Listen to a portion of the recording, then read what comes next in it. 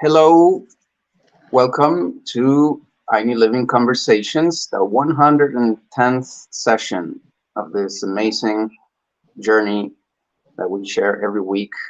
I'm sitting with Sacred Blue Heron Woman from Indianola here, and I'm Julian Katari.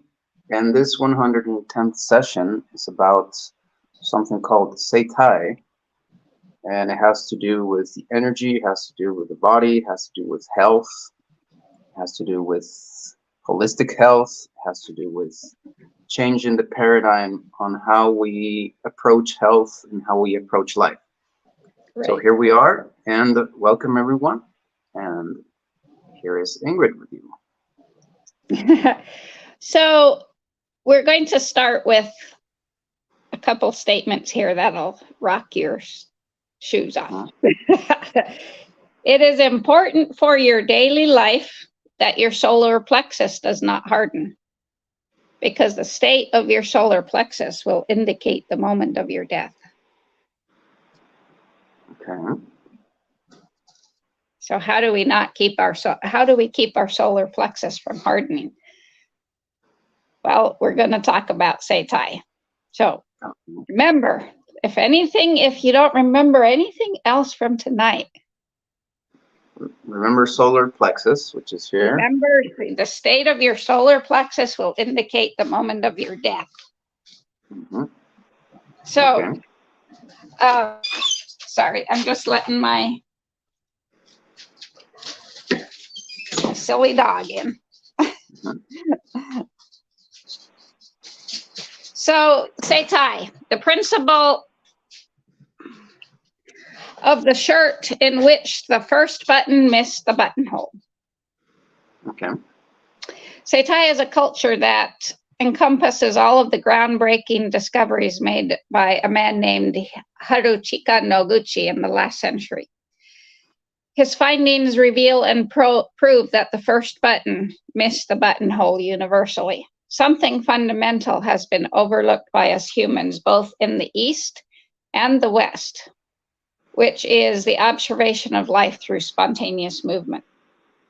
The importance of movement and its vital intelligence has completely eluded us. We have somehow missed the observation of how that movement is structured moment by moment so that life is created, so that life can manifest itself, and ultimately so that life lives. This is something that is very old and timeless, yet it's something that's also totally new to us. So vital intelligence is the formula that made us material, that created us, and it keeps us alive. It is encrypted into every one of our cells. It is in you, it is in nature. Vital intelligence, or VI, is what makes you think, what pushes you to act, what makes you get excited, what makes you alert and defends you from any danger that threatens you and fills you with sexual desire. It is what allows you to be capable of responding to both internal and external stimuli while keeping your place in this world and being connected and linked to everything else. Mm-hmm. Vital intelligence is what makes us vibrate with that which is profound. It makes our life flow. It is the ingenuity that keeps us alive. It's present throughout our entire organism, and it has a central organizing principle. It's our vital kit that was incorporated into us before we were even born. It's not a technique, nor is it a method. So if something does not move, that is because it's either dead or it never existed. Okay. That's just another statement to just go like, what? What? Ruminate on it. Explain that to us, right? Well, everything is movement. We reside in the unstoppable current of movement. So if it doesn't move, it's either dead or it just hasn't existed. Mm-hmm. Movement renews, movement cleans, movement oxygenates and refreshes what has become overheated. Movement is a precise compass that guides an infinite source of knowledge, and life is movement, vital movement. And the motor of vital movement is vital intelligence. So Sei Tai, ordered body, organism in optimum condition, capable of autoregulation. Okay. So the signs that life gives us seem to only serve as an annoyance. We don't want to listen to them until that day when that murmur, that uncomfortable litany finally ceases. The drop no longer freely falls, but has been trapped within the structure. The calcification process begins in inertia, propelled to go on, indefinitely becoming a rock-hard metamorphosis to a stalactite state in our bodies. That murmur is bestowed on us by Mother Nature to get our attention.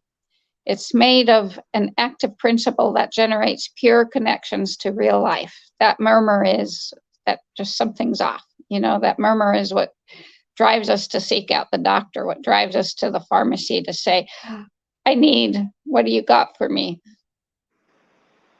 Right? So that murmur, that this instinctive sensor is a reminder and is our tool to detect and identify what is not functioning properly.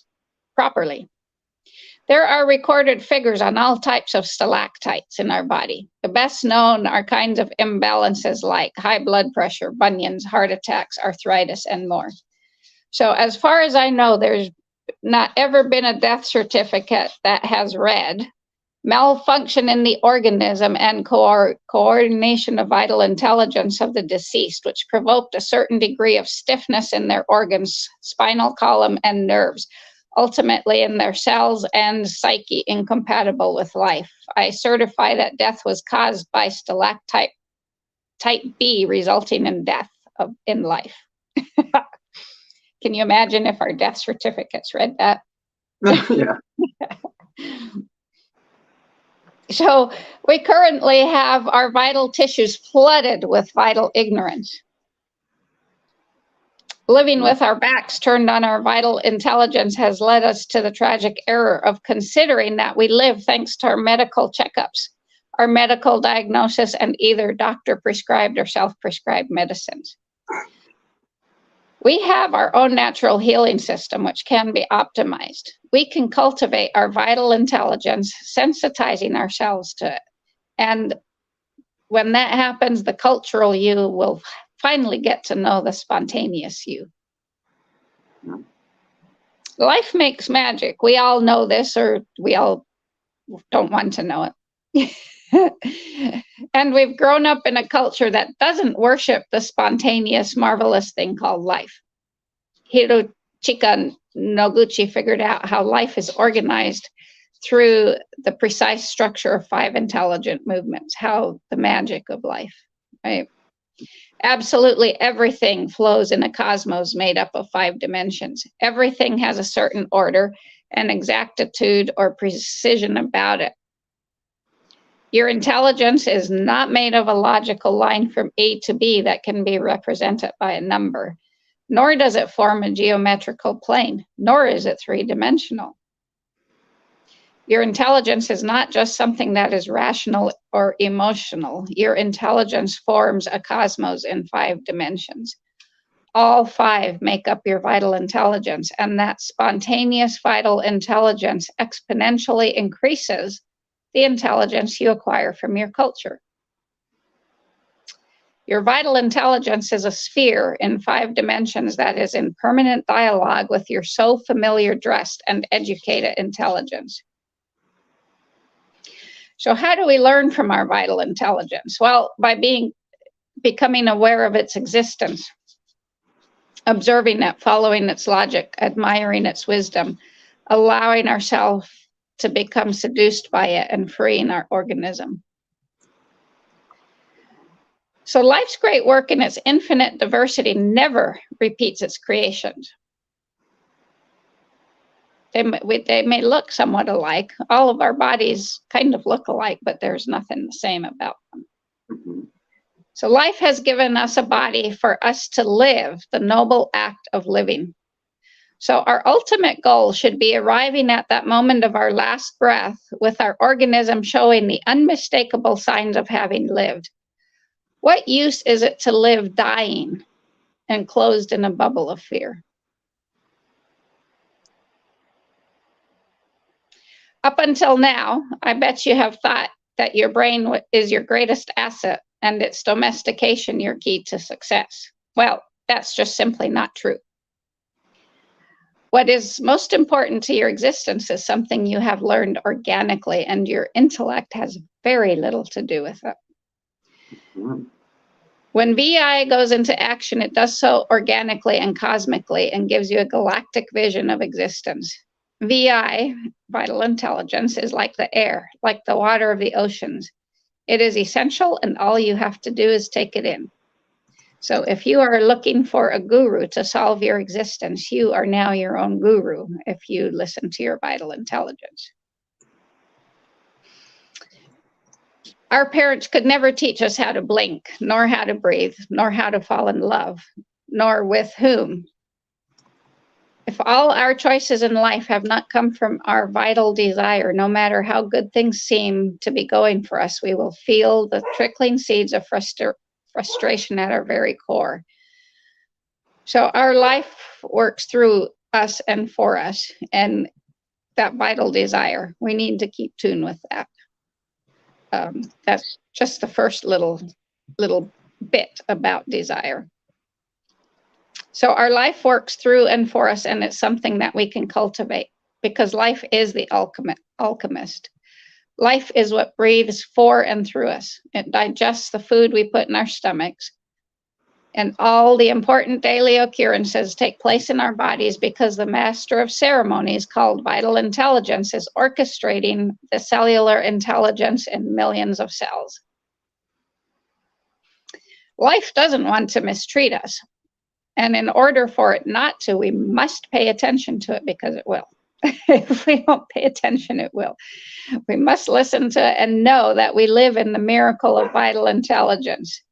So when life coagulates, it is rebelling, asking for our attention in the form of illness, mental anxiety, and unfounded acceleration that causes overexcitement. Everything vital is enjoyable and fun. Effort doesn't exist. So those who enjoy their life never get tired, even if they work 20 hours a day. So when we become part of vital intelligence and allow it to flow, we start to enjoy life to its fullest, and we will no longer exist as an automaton on autopilot. We will abandon the unreal fantasy of living in the future, waiting for Friday, for the weekend, for retirement, to pay off the mortgage so that we'll finally be free. So vital intelligence infinitely combines five movements, 5 psyches, 5 minds, 5 talents, 5 extraordinary organic systems, 5 embryonic cellular groups, 5 energetic vibrations, 5 senses, 5 fingers and toes on each hand, and 5 lumbar vertebrae. Did we get enough 5s in there? I think we could maybe find a few more. Yeah, that's amazing. So plagiarism does not exist in life, because each one of us is unique and unrepeatable, and each life has its own intelligence. The coordination of life is the to and fro flow that we perceived as a child before domestication was real. It was the flow of life we perceived. And the motor of human life is curiosity.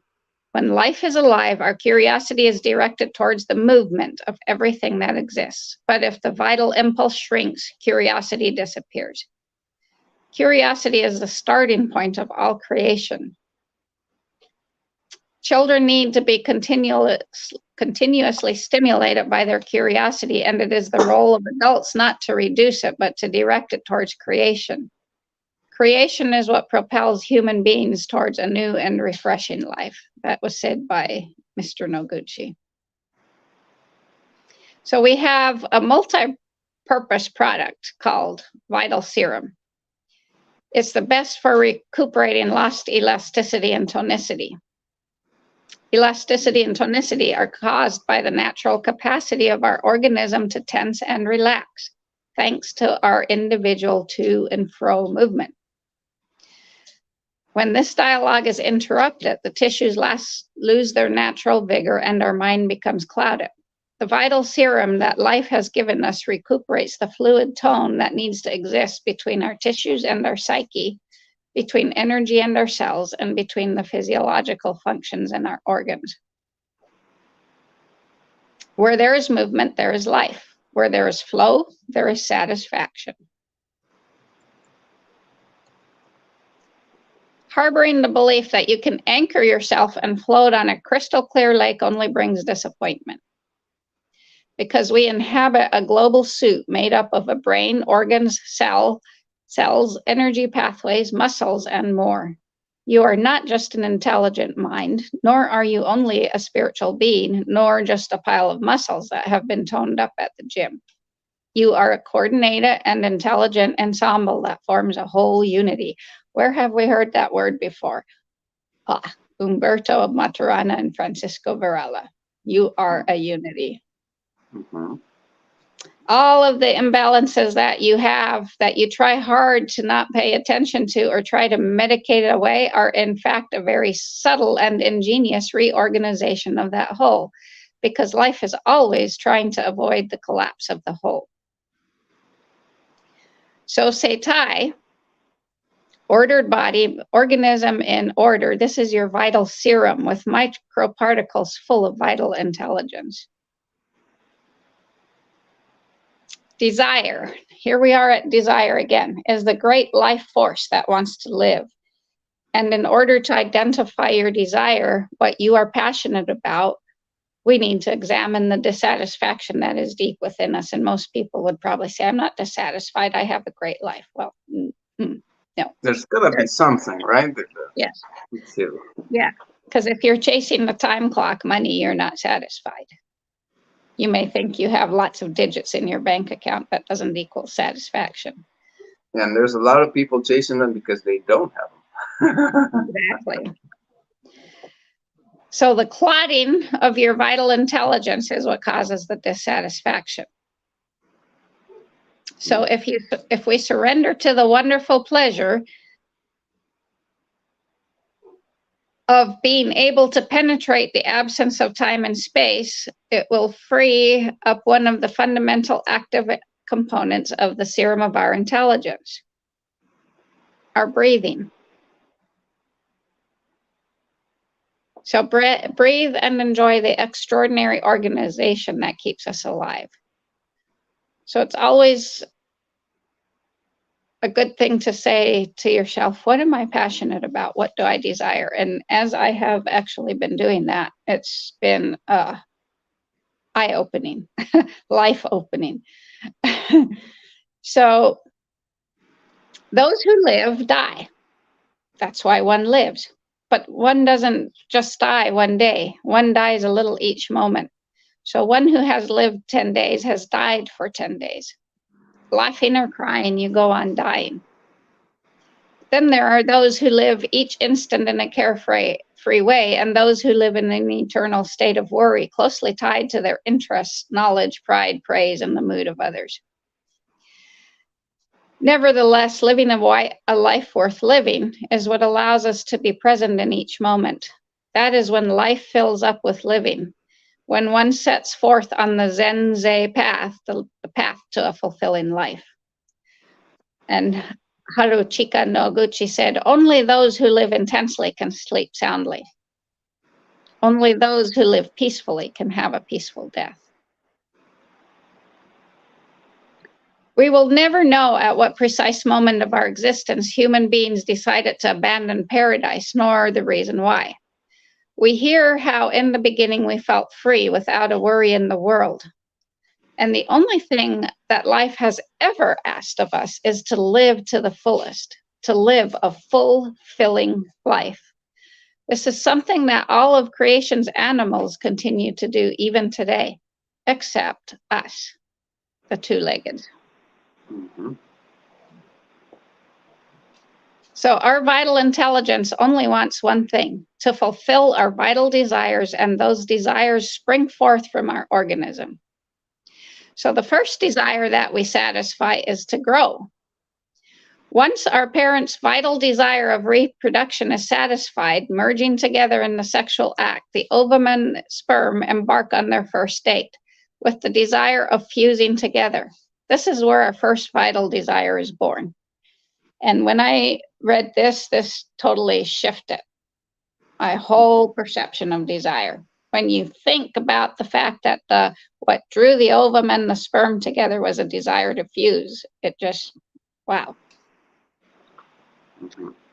So the second desire that we satisfy is to be born.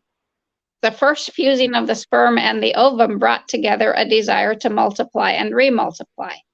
This new life grows and develops till we are pushed out into the world, driven by the desire to abandon that watery and silent space we lived in for 9 months. So new desires continue to design the different stages of our development.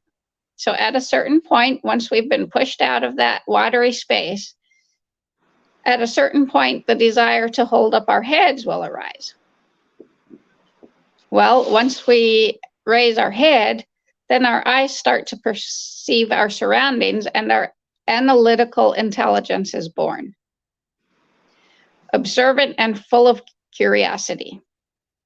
Then there will be the desire to discover what earlier we could only see with our eyes. Now we desire to move around. And we can do that because our cells are consolidating and our shoulders and motor capacity allow us to propel ourselves forward, first by crawling and then with steps. So at this point, our pragmatic and operative intelligence is born. This is the intelligence that sets in motion what the analytical intelligence designs. So when your baby organism desired sugar and other nutrients that aren't found in breast milk, you started eating. The spoon that is used to feed a baby is much more than an instrument to get the food into the little one's mouth. It's also a toy. So mealtime becomes a fun activity where there is human interaction. And here is where the usefulness of charm to get what we want was revealed to us. And so at this point, our emotional intelligence was born. Oh, wow. Once our waste forms, we can create our first barricades. And so the ego is born. I am me and you are you. And with this ego, the desire to defend what is ours arises. We can now twist and we can learn to say no. So our defensive and competitive intelligence is born. At the end of the breastfeeding stage, which is 15 to 18 months typically, the pelvis completes its formation. We gain the capacity to concentrate our mind, directing our attention downward and inward. In addition, the consolidation of the hips gives us a firm base on which the rest of the vertebral column is supported. We can now stand up without the awkward tottering motion coming from our shoulders that helped propel us before, and that is when our conscience is born. Wow. Not only do we start to perceive the world of the spontaneous, we also have the capacity to take in our surrounding culture, its rules, its organization, etc. So our deep, effective intelligence is born. This is the psyche that connects us with the invisible, with what cannot be seen but yet exists. And that's how we can get to the infinite, combining cellular activity, organic and functional development, vital desire, and psyche. So all of this is what makes up our vital intelligence, which is profoundly connected to the natural ability that vital movement possesses. Each stage of our life obeys certain vital desires, and to live in accordance with that life is what gives us a full and filling life. Observe life, respect life. This is how we learn to understand others and ourselves in a simple way. Mhm. Movement orders and disorders us, adjusting and coordinating our organism. The word Sei Tai is made of two words. Sei means order and Tai means body. In Japan, this word is specifically used to refer to the scrupulous order that needs to exist in a huge library, because order is the key to maintaining its purpose. So in the same way, anything that is used goes into a state of disorder, including our organism. When that happens, certain parts of our body become trapped with tension, which we will call EPT, or excessive partial tension. Now, if you remember, we talked about orgone energy with the 4, right? This tension is, right? These small shifts pull tissues, trap nerves, harden tendons, stifle organs, modify physiological functions, and more. And all that alteration of the natural order of the organism makes our psyche uneasy. So Sei Tai recuperates the natural order of the organism. It restores the common sense of our vital intelligence. It allows all those movements that try to organize our organism to regain their original dynamic. Sei Tai knows how life lives and what the intelligence is that organizes it all. And mainly, that intelligence is made up of spontaneous breathing that establishes a natural dialogue between our chest and our abdomen. The result is a fulfilled human being living a fulfilling life, Zensei. Zensei. A fulfilling life is not a synonym for an easy one. It means to live life as it wants to be lived. I should say a lazy one, because a fulfilling life is absolutely easy and with the flow. But I think we tend to think easy is lazy. Okay.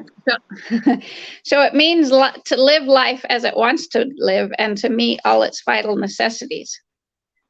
To learn about life and its intelligence puts us on a fascinating path to existing in plenitude. It's not about acquiring a technique of reaching illumination. It's about living life simply. And that doesn't mean getting rid of all your stuff and moving into a tiny house. That's not living simply. Okay, what would... Yeah, we'll go into that. We're on a many-week journey, and we're going to get to simply. We are creative beings that are allowing our creativity to sleep, and that kills the joy of living. So the more actions that come forth from our own vital impulse, the more satisfied we feel. And without desire, there is no life. So the Buddha said all desire is suffering. So we try to get rid of desire, but without desire, there is no life. It's that plain and simple. Yeah, I agree. The human being is the center of the world. If we observe, we will realize that it has enslaved itself to time. It suffers, suppressed by laws and institutions, and is sacrificed on the altar of science. Nevertheless, it's not about inventing a new world, but breaking the shell and taking its first steps with its own feet. So that's what we're doing with adult cohabitation. Dehe says, we're not inventing a new world. We're just breaking the shell of what we've chained ourselves. Of the fake world. Yeah. Which is not an easy thing. Yep. So then the human being who up to that point had lived uncomfortably in its own confinement will actually discover that it's bathed by a radiant sun.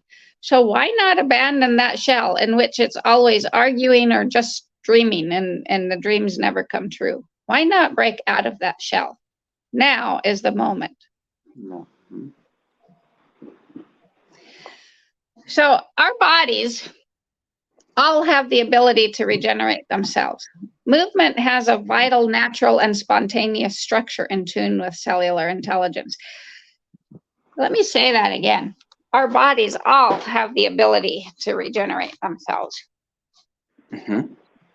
So if anyone listens to Abraham Hicks, I get a daily email, and I just got with quotes from her, and I just got the one the other day. Is like, well, why does no one grow new limbs? Well, because no one believes they can, right? Okay. So this is why I said this again. Our bodies all have the ability to regenerate themselves. Every part of our body. So if someone had something amputated, if they, instead of resorting to an expensive fake limb, why not spend the time to sit there for 20 minutes or 2 hours a day and imagine your limb growing back, and it will. Movement has a vital, natural, and spontaneous structure in tune with cellular intelligence. That is what allowed us to be conceived, propelled us to be born, and keeps us alive. It's very much ours, even though we choose to live with our backs turned on it. We exist thanks to the vital movements of our intelligent organization. We are what our organism allows us to be. We are our movements. And we are made up of numerous live intelligences that coordinate between one another. It's useless to try to change what we are by giving ourselves mental orders. Our organism has to operate by coordinating, breathing, flowing, and alternating tension with relaxation. And our mind has very little influence over these things. Okay. Discomfort is the expression of what is complicating our vital functions, and as a result, our psyche gets pulled into inexplicable anxiety and apathy. When that ignored insignificance takes over, your whole being becomes deadened and you feel like you can't function. However, your organism is always looking to restore balance in a state of imbalance. So having a hunchback is only a fixed photograph of the majority of a lifetime. And Noguchi discovered the way vertebrates organize their vital physical, biological, and psychological activities by following the organism's own natural needs. Everything in our lives and in our organism is constantly participating in an inseparable dialogue between the conscious and the non-conscious. And he attended thousands of people and confirmed that illness is actually EPT, or excessive partial tension, a force that inhabits life with the desire to live. Tension.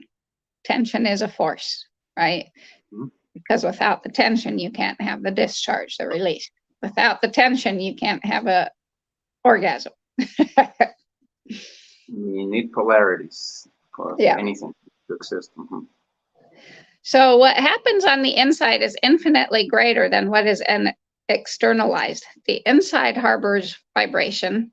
The economy of gestures and mannerisms cultivate that great internal contraction. So chi, or ki, and breathing, and I'm going to call it ki from now on because everyone knows what Reiki is, and that's what the ki part of Reiki, most everyone knows what Reiki is. As long as one believes that they are making their body live thanks to their own effort, they will not be able to totally release the tension, and so they will not be able to gain the fulfillment of their own nature and of their own center. In order to live without effort, easy, one must have faith in oneself, since life is lived in nature, and this is the only path to fulfillment. Hiruchika Noguchi. Sustained by nature, that is how we live. The fuel that gets the motor started is ki. You are immersed in ki. You are made of ki. It is orgone energy. It is the decisive active principle that created us and allows us to stay alive. It is the most genuine thing about you and all that of forms on our planet. So, and each culture has a name for it. Prana from India, Baraka from I don't know where, Mana from Hawaii, Numa, Spiritus from religion. The breath of life, the sacred respiration, appears again and again, and this breath and yours are very much related. All cultures have contemplated the existence of a universal energy or God that circulates within all forms. It goes in and comes back out, renewing itself with respiration. While some cultures place the soul, spirit, vital breath in the chest, in the Oriental tradition, they have it in the hara, or dantian, lower dantian, which is 2 fingers below the navel. And that's where your center of gravity is found. That is where you were suspended for 9 months. While you lived in that pleasant, lukewarm, watery world, you received all your provisions and maintained an unalterable bond with your mother. The umbilical cord, barely 50 centimeters in length, is the distance between two worlds. The world of those who breathe and the world of those who live without breathing and will ultimately breathe one day. Sei Tai is concerned with spontaneous breathing without having to resort to years of perfecting different techniques. It's about spontaneous breathing for everyone.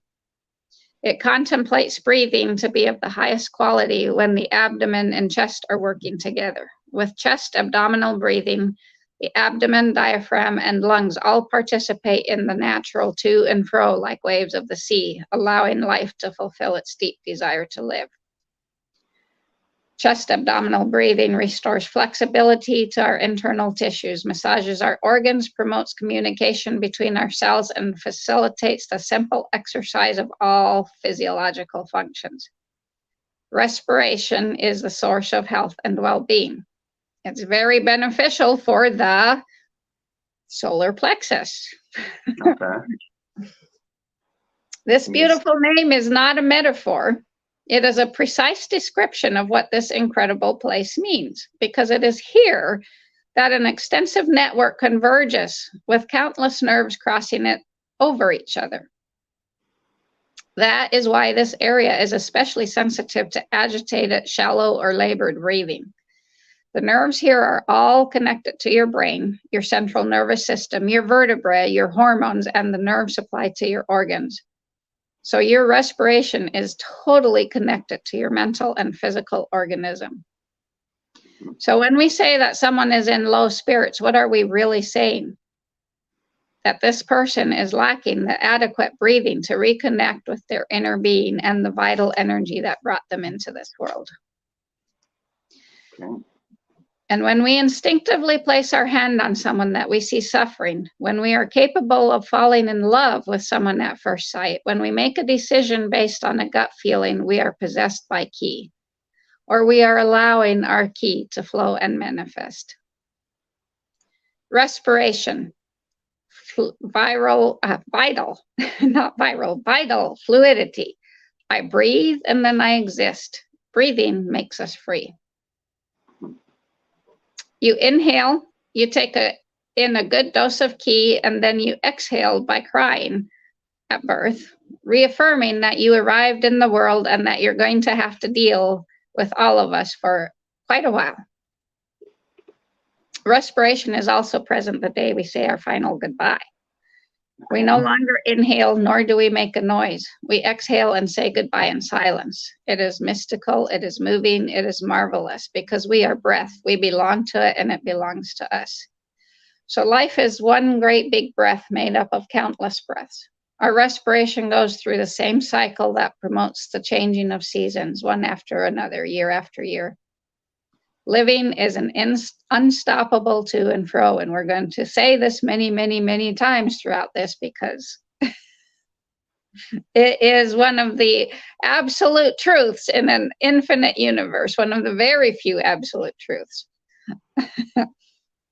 It is a constant vibrating and has little to do with our obsession to measure things in parts, like cholesterol and blood pressure and blood sugar, because none of that by itself is you. All operate within the whole. It obeys cellular intelligence nourished by our ki, and it is increased by our respiration.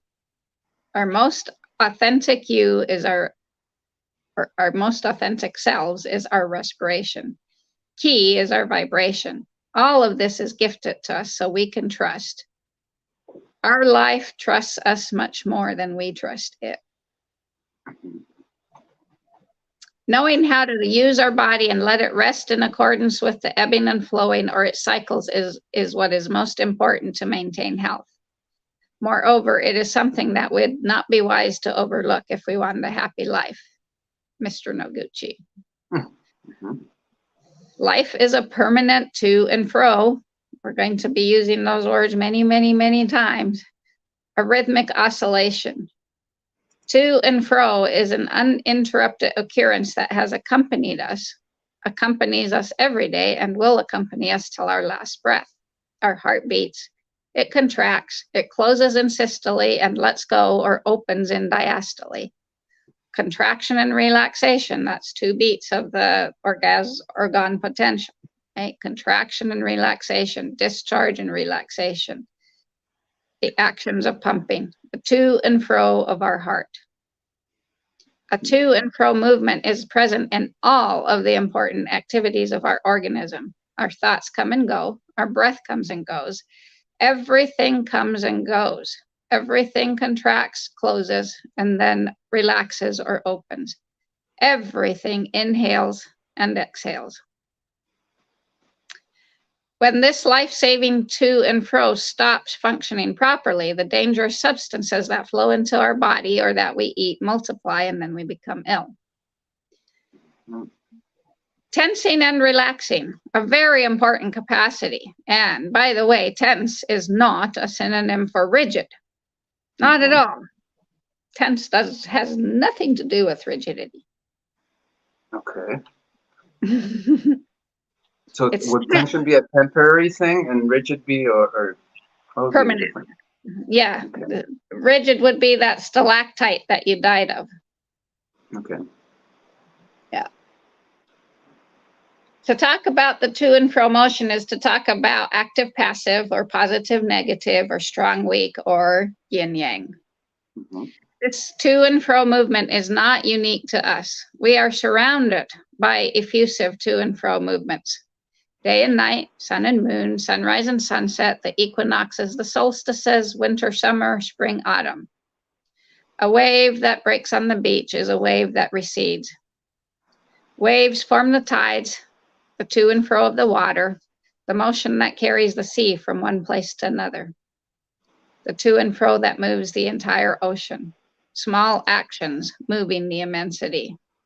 So we ride on the back of a great wave. That is why life is full of ups and downs. We have, however, allowed safety to become our motto, saying, "Let nothing change, little virgin, let me stay the way I am." Equilibrium and stillness is our vital longing, and that is our great tragic error, not accepting the natural to and fro of our existence. Mm-hmm. Not accepting this is a direct confrontation with our own lives, and opposing life causes stiffness or rigidity, and stiffness or rigidity causes frustration. Life moves us. Life doesn't stop whether we like it or not. We are riding on an unstoppable roller coasters, and the ups and downs are not the same for everyone. Mm-hmm. So our tides are not the only things that oscillate in cycles. It's our hours, our weeks, our years. Everything happens in the interval of octave, diapason. Mm-hmm. An octave is 2 tones played 8 notes apart. So you have the first note, you have 7 notes in between, right? And then another one. That's of the same. Mm-hmm. So life happens in 1 note, 7 years, 8 Venus, right? This is Venus. She's now setting the tone, right, with her for a new 8-year cycle. This is the first note of the new octave. 7 years, and then we'll be at the next octave with her. So this to and fro gently rocks our existence. Noguchi believed that it is fundamental and essential for one to know and recognize the state of their tides. He talked about 3 different tides: a physical tide, a psychological tide, and a water tide. So although it varies from person to person, in general, the physical cycle lasts for 7 days and the psychological cycle lasts for 10. And he never specified the length of the water tide. Okay. The water tide would be our blood. Equilibrium or balance is not found in the neutral moments, but in the oscillation of the waves. That's what dynamism is, that oscillation. To define your vital objective as reaching equilibrium is like establishing boundaries to the breadth of the to and fro of our life. Since this is impossible, our mind takes control as if it's a superhero that can take on anything. With our mind, we manage not to eat, not to smoke, not to get angry. And guess what? It doesn't work. Yeah. Well, okay, you do achieve one thing, a shrinkage called equilibrium that is so fleeting, it destabilizes with every breath. And we don't realize that the Titanic is sinking. So we try to stop the shipwreck from happening. And yet there's nothing we can do except to learn to trust the to and fro and wait for the ship to hit bottom and be catapulted back to the surface for another breath of air. The miracles lie in the dismantling and the constant rebuilding. When we allow the to and fro, life lives, and when it lives, life gives us more life. So life is one big tide and one big breath. Birth is the high tide, the beginning of the inhalation. And the decisions that are taken at the peaks of any high tide are the ones that last.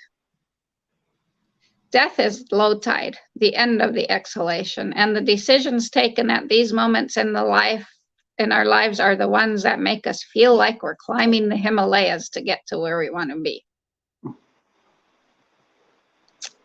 It's necessary to die so that another can be reborn. And the to and fro has resided in a state of unstoppable inertia ever since the first unicellular being appeared. We are to and fro motion.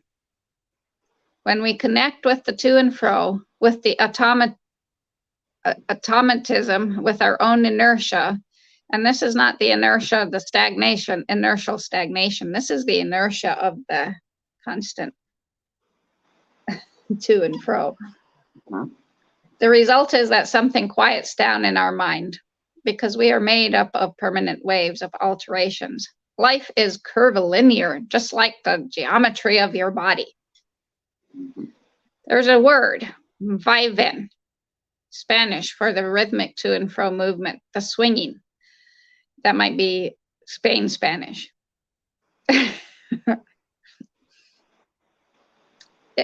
It affects everything on Earth and in the cosmos. You live it. Your organisms, your physiological functions, and your cells live it. In order for you to fall asleep every night, your cells have to relax. And when they tense, you wake up.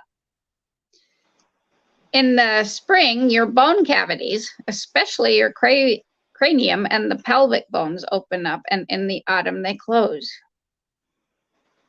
Did you know that? No, not Not either. I did not know that either. It makes sense why I wake up with a headache every morning in the fall, because my cranium's shutting down. Or not shutting down, closing, shrinking. Sei Tai is not something that's oriental. It's a life's source of spontaneity. So we all learned in school that V equals D divided by T, right? Movement and velocity are related. Velocity equals distance divided by time. This principle is used to calculate the velocity of movement in a straight line. And there are many types of movements: cultural, philosophical, artistic, bank, religious, tactical, strategic, citizens movements, straight, circular, parabolic, all kinds of movement. So we contemplate many types of movement, but do not consider movement as the origin, the development, the evolution of all life. We take it partially into account, but don't unify it as knowledge. Newton did. He spoke about one movement, gravity, which has governed physical science for many years. But what about the rest of the intelligent, vital movements that govern everything? Aristotle saw that everything changes and that everything is movement. He believed that the substance is essentially dynamic and the driving principle is desire, right? He considered that everything that moves is moved by something else. Think about that. Everything that moves is moved by something else. We are moved by life. We're not moved by ourselves. We're moved by life. Okay. Okay, now I get it. Leonardo da Vinci said, "Where there is life, there is heat, and where vital heat is, there is movement or of vapor." A guy named Thomas Hobbes said, "When a body is once in motion, it moves eternally unless something else hinders it. And whatever hinders it cannot extinguish it in an instant, but can do so in time and by degrees." So logically, our organism has a beginning and an end. Death stops any dynamic, but another kind of death exists on a daily basis, the kind we bring on ourselves. Without even realizing it, we exert pressure on our organism that turns into blockages, that turns into rigidity, that reduces our capacity for movement and shortens the amplitude of our life. This, together with the continuous inertia of the indiscriminate consumption of medication and the desire to be perfect without realizing that we are perfect, weakens us. Our sensitive and awake organism that once gave warning signs dulls, and it succumbs to the ensuing state of confusion, its response capacity having been overwhelmed by unjustified external manipulations, starts to consider its manifestations to be erroneous, and our internal intelligence is now altered. Noguchi noticed the indisputable existence of 5 vital movements that are always at work. Vital movement has a structure. Life has a structure. It is the to and fro of the 5 vital intelligent movements. So one of Noguchi's students, Katsumi Mamine, said, "Life manifests itself through 5 movements, which are absolutely interdependent on each other. Any one of them exists only thanks to the presence of the other 4. We started out as 5 groups of embryonic cells, and they formed everything that we are today. We are 5 major organic systems and their centers, 5 cavities and their corresponding organic systems. And the 5 movements, since they are interdependent, have the vital necessity to coordinate among themselves. So the 5 movements offer life infinite possibilities of creation, so many that none are ever repeated, because clones do not exist in life." Clones. Okay, Clones. Right. Okay. They're only created by humans. Nature doesn't create clones. Yeah. The word structure etymologically comes from the Latin word structura, and it refers to the arrangement and order that are presented by the parts of the whole. It can also be understood as a coherent system of concepts that are connected with the objective of requiring the essence of what is being studied. So Sei Tai is not an Oriental philosophy. It is a global wisdom of universal dimensions that explains the order in which the creation of life moves. The discovery of the structure of life in 5 movements can be seen in our spinal column, in the organization of our organic systems, in the composition of our brain, and in how our limbs are structured that give us the ability to move and to change our environment. So our origin, our process, and our destiny come about spontaneously due to the 5 subtle, precisely organized, and coordinated movements.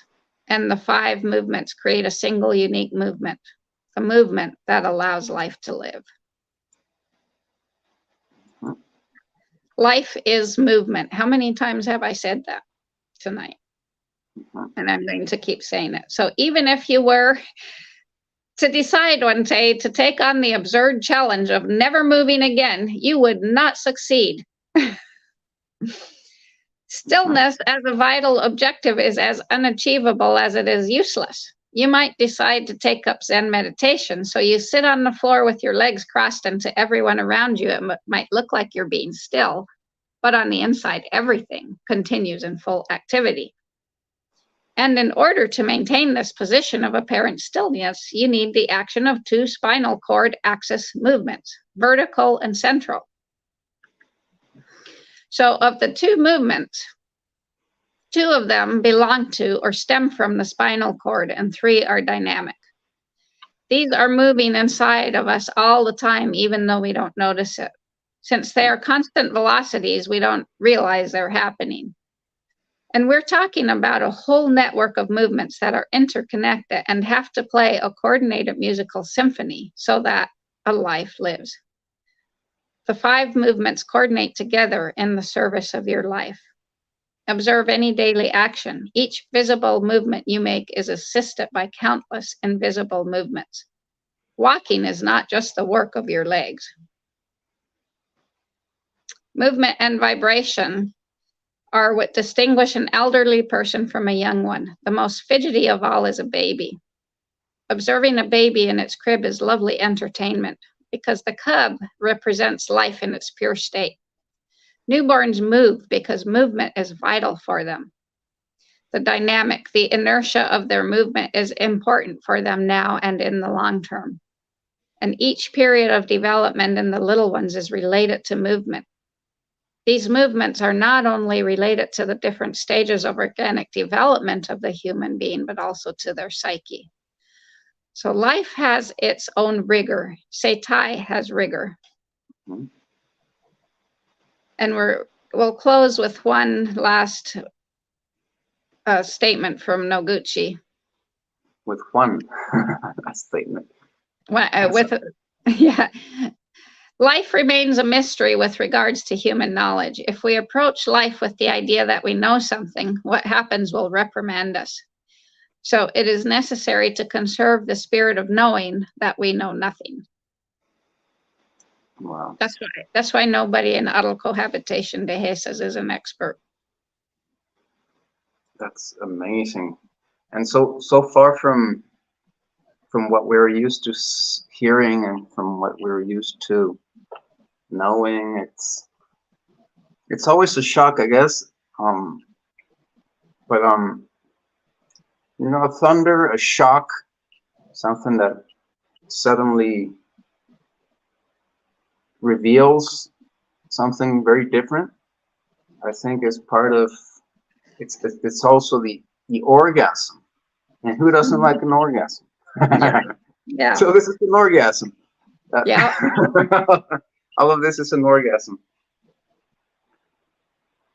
Yeah, it is. It absolutely is. And I'm repeating a lot right now because it's so necessary to repeat. I'm saying it from many, many, many different viewpoints, circling around and around and around, because like I said, how many times have I said tonight already, life is movement.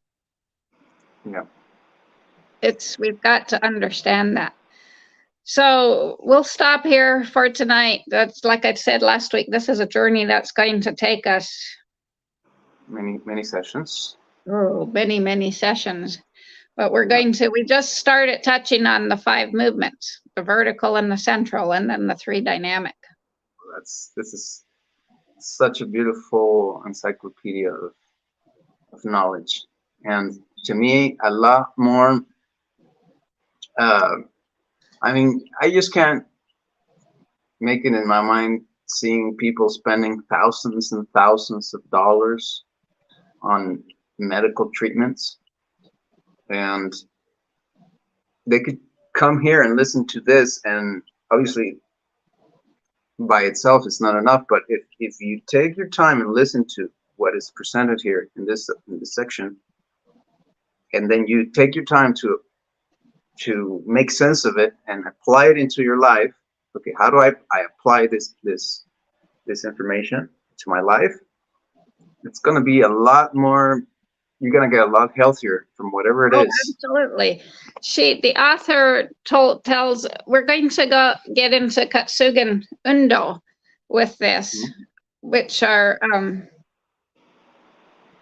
movement that will help reawaken the spontaneous movement of your body. And she tells about how her dad, after her mom died, he got sucked into the medical system where every day he went to, or, once a week, whatever, he went to see a different doctor. And they all put him on a world of medication. And he ended up, from being a healthy, jolly, happy, active man, ended up being a stalactite sitting in his chair and couldn't do anything, couldn't even hardly eat. And he got so sick that she had to call the ambulance and take him to the hospital. And it was only then that she was like, let me see all your medications. And he came home from the hospital and they tossed out all his medications and he started doing Katsugen Undo. And he's now a healthy 80-some-year-old man climbing mountains again. There you go. That's the power of your belief, of trying to, of not letting go of the belief that the modern system and science is the best system there is, or the most advanced. That's the hard belief to let go of, but that's all it takes to get healthy.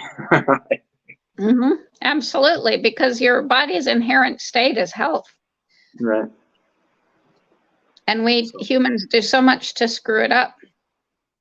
Yeah, and the system is so rigged to screw us up too. Well, because the system is rigged to make money. Right. Every time they tell you something you need to buy that's good for you, run the other way, because it's not good for you. It's only good for someone else's pocketbook. Right. Mm-hmm. Wow. So thank you for so much wisdom, and I don't need to ask you what's next week's conversation. What we might want to share with live viewers, or somebody that is watching this recorded and might want to join in live next week, is the time. Are we going to do the time change? Because I think you're getting it on this. Yeah, we're Sunday. changing on Sunday morning. It changes. I can't remember. We'll be an hour earlier. Okay. So what time do you want to keep this? You want to change this?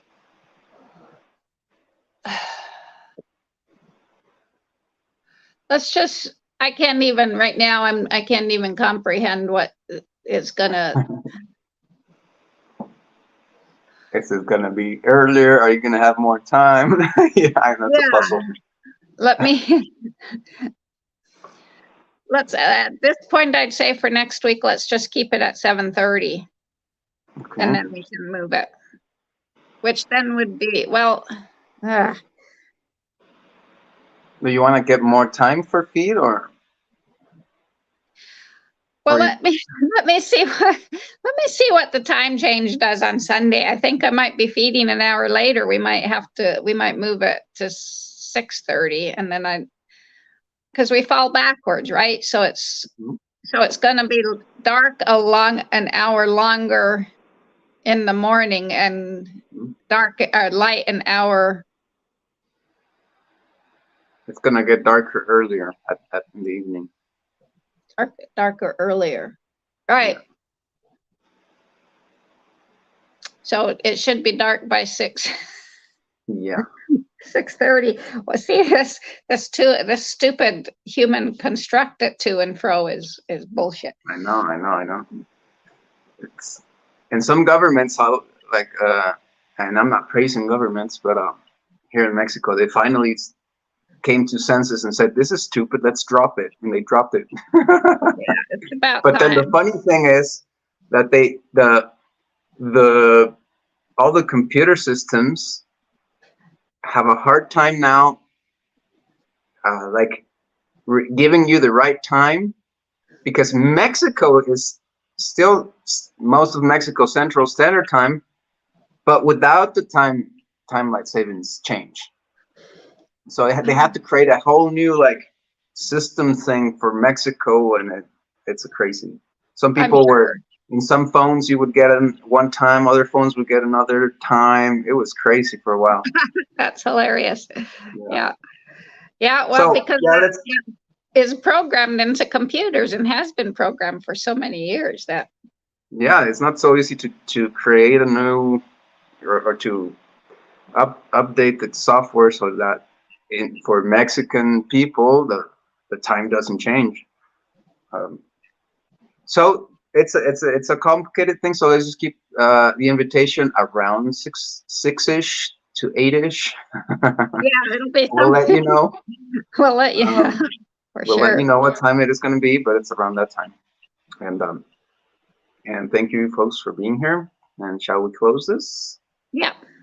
Well, so see you next time.